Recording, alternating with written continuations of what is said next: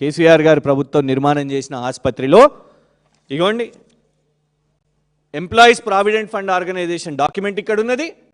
Assistant commissioner of labour Jogulamba Gadwal జిల్లాకు ఆ యొక్క ఉద్యోగులందరూ కూడా రాసింది. ఈ గ్లోబెన్ ఇండస్ట్రీస్ అనే వాళ్ళు, దాని పేరు కూడా ఉన్నది మీకు, ఇవన్నీ కూడా మీకు మీడియా వాళ్ళకి అందరికి కూడా ఈ కాపీస్ ఇస్తాం. దాని యొక్క జీతాలు వాళ్ళు ఇవ్వలేదు, 9 నెలల నుంచి ఆ ఉద్యోగులకు జీతాలు కూడా ఇవ్వలేదు అనేది ఇందులో పేర్కొన్నారు.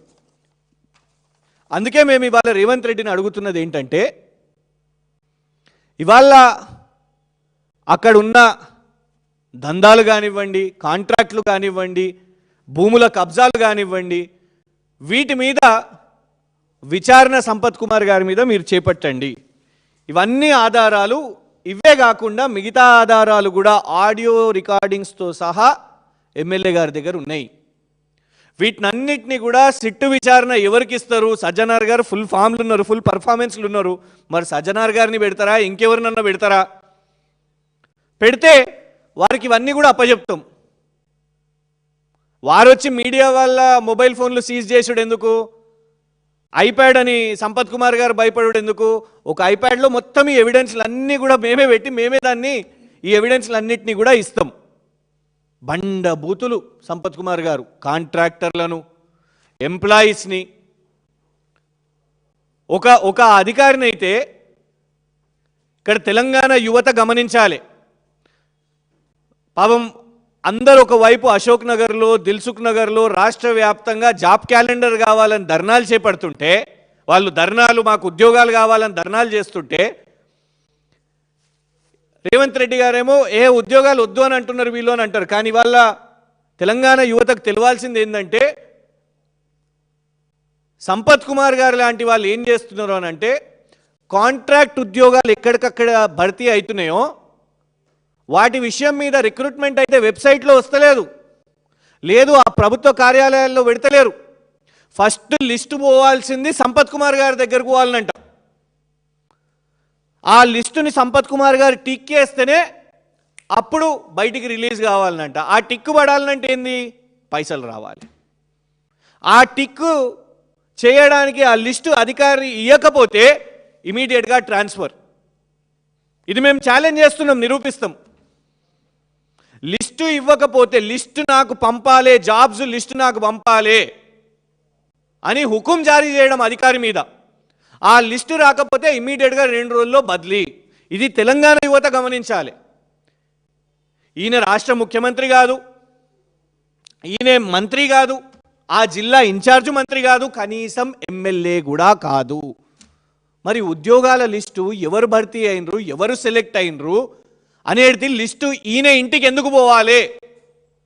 ఇది తెలంగాణ యువత ఆలోచించాలి. ఒక్క లారీ ఒక లోడు మట్టి ఎత్తాలంటే అక్కడ ఫస్ట్ ఆ లారీ 10 లక్షల రూపాయలు సంపత్ కుమార్ గారికి, ఒక్క లారీ చొప్పున 10 లక్షల రూపాయలు. నేను ఫిగర్తో సహా చెప్తున్నా, ఒకటి తక్కువ కాదు ఒకటి ఎక్కువ కాదు, 10 లక్షల రూపాయలు మట్టెత్తాలంటే సంపత్ కుమార్ గారికి ఇవ్వాలంట. సో ఇవాళ మీ ముందు, ఈ రాష్ట్ర ప్రజల ముందు ఏఐసిసి కార్యదర్శి రేవంత్ రెడ్డి గారికి సన్నిహితులు, రాహుల్ గాంధీ గారికి సన్నిహితులు సంపత్ కుమార్ గారి మీద ఒకటి శ్రీ భ్రమర ఇన్ఫ్రా 8 కోట్ల వసూల్ దందా, ఎక్స్టార్షన్ ర్యాకెట్ విషయం మీద రేవంత్ రెడ్డి గారు విచారణ చేపట్టాలి. వారి సతీమణి పేరు మీద జరిగిన ఈ అసైన్డ్ ల్యాండ్ భూమి కబ్జా అండ్ మిగతా అక్కడ జరుగుతున్న కబ్జాల మీద విచారణ చేపట్టాలి ప్రభుత్వ ఉద్యోగిని.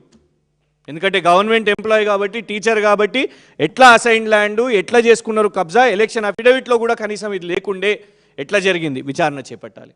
గ్లోబెన్ ఇండస్ట్రీస్ వాళ్ళ అబ్బాయికి ఇవాళ 100 పడకల ఆసుపత్రిలో ఇచ్చిన కాంట్రాక్టు, దాని మీద విచారణ. ఎందుకంటే మిస్యూజ్ ఆఫ్ ఆఫీస్ అవుతుంది, ఇదంతా ప్రభుత్వంలో ఉన్నారు కదా అనేసి ఇదంతా కూడా అవినీతి, క్విట్ ప్రోకో అని అంటారు.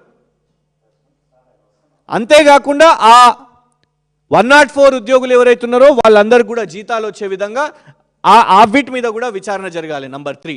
నంబర్ 4, ఉద్యోగాల విషయం మీద అక్కడ ఏ అధికారులనైతే బదిలీ చేసిండ్రో, పాపం ఎవరినైతే వీళ్ళ ప్రెషర్ మీద బదిలీ చేసిండ్రో వాటి మీద విచారణ జరగాలి. అండ్ ఇవాళ అక్కడ మొత్తం పూర్తిగా ఇసుక మట్టి ఏదైతే దందాలు జరుగుతున్నాయో ఇవన్నిటి మీద అంటే మొత్తం టోటలీ మీ ముందు పెట్టినాయి లిస్టు 5. ఇది ఒక్క అగ్గి కాదు, పంచవాయువులు ఉంటాయి అన్నట్టు, పంచప్రాణం అన్నట్టు అగ్గితో పాటు ఇన్ని ఉన్నాయి. ఇన్ని వ్యాపారాలు చేస్తున్నారు సంపత్ గారు. ఇవన్నీ ముట్టుకుంటే సంపత్ గారు మష అవుతారు. దమ్ముందా సంపత్ గారే?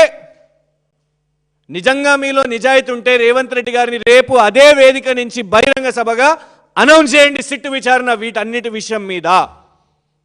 మీరు ఇవన్నీ విచారణ మీరు ఆదేశిస్తే ఇవన్నిటిని కూడా ఆధార